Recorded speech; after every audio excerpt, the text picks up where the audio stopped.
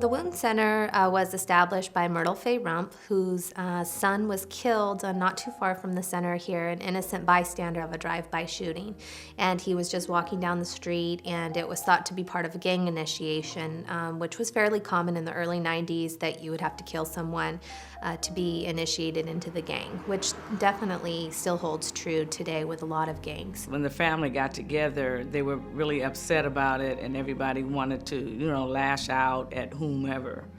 And Faye calmly let the family know, no, we're not lashing out, we're going to come together, and I want to do something in my son's name and in his honor, and I want it to be a youth center, a center that will help kids grow up and have things that are productive for them to do so that they won't do what someone did to my son. Then donors started to come on board. We started to get grant funding. Mrs. Rump was able to hire staff.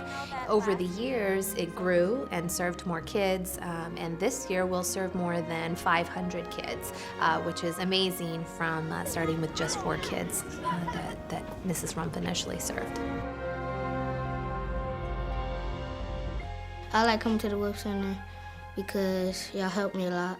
It helps me in my life, and not to hang around certain people that will lead you to danger. I feel safe at the Wooten Center. The whole mission is to make a difference in the lives of inner city youth.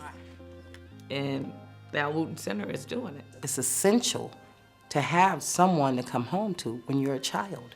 You never know what their day was like. Well, the Wooten Center picks the kids up after school, and what that does is it prohibits a lot of our children from being latchkey kids. Parents have to work. And there are a lot of kids that get dropped off at school but don't get picked up. And they have to walk home, which means they have to walk through these neighborhoods. And some of them make it home, some of them don't. Little kids walking home by themselves, getting snatched. The hanging out, the drive-bys. You could be innocent bystander and can be standing out there talking to someone, but a bullet doesn't have anyone's name on it. If I didn't come to the Wooten Center, either I'd be in jail or another group home. My goal is to always uplift them. It's always to honor them and to let them know that I'm always going to be there for them and make them be the best person that they can be. Because I believe in them. I believe in them wholeheartedly. Thank you.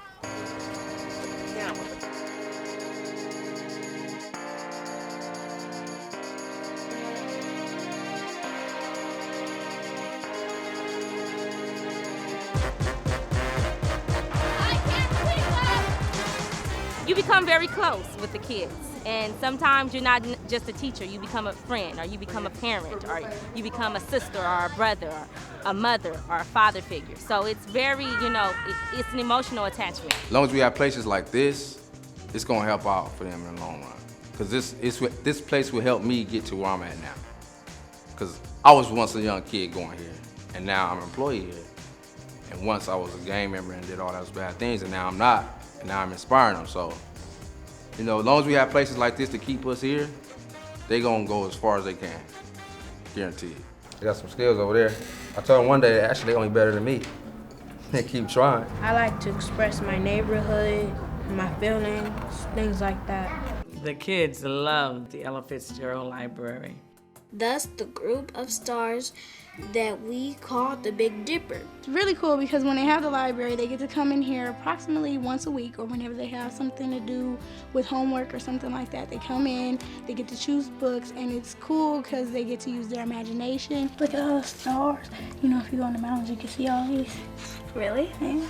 My favorite things about the Wooten Center is about they help us with our homework. They encourage us and they let us play on the computers, and they let us play free time every day.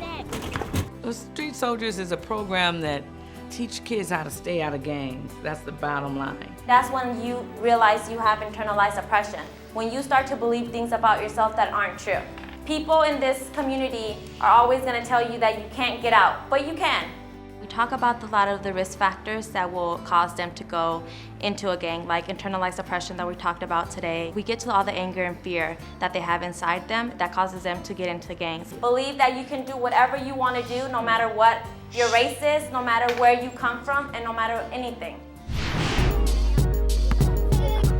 The kids have tutoring once a week as well in math and reading, and they take the concepts Maybe if they're studying integers in homework and they get the homework done, well, they really don't understand it fully, so then in tutoring once a week, then they can expand upon that concept and increase the child's strength so that they're able to increase their standardized test scores through the school. That makes me feel good because at first I wasn't really good at math, and now I know that I can do it.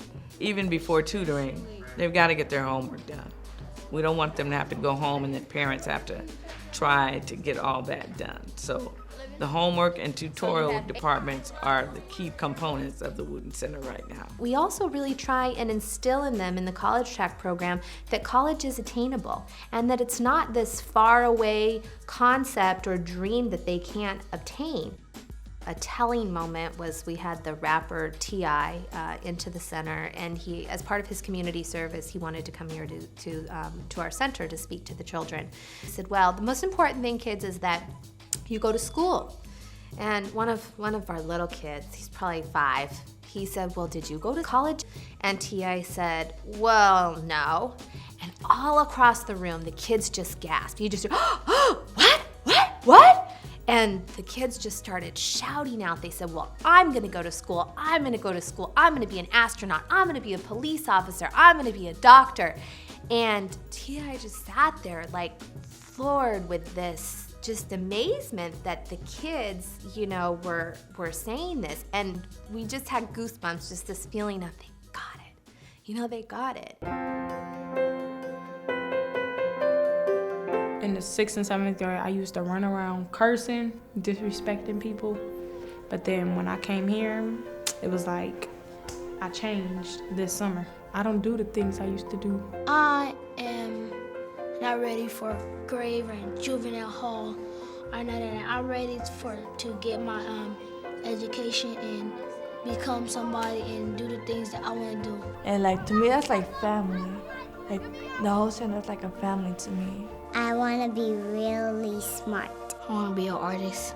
I want to be a teacher or a lawyer. When I grow up, I want to be a teacher or a professional cheerleader. Well, I want to be a lot of things.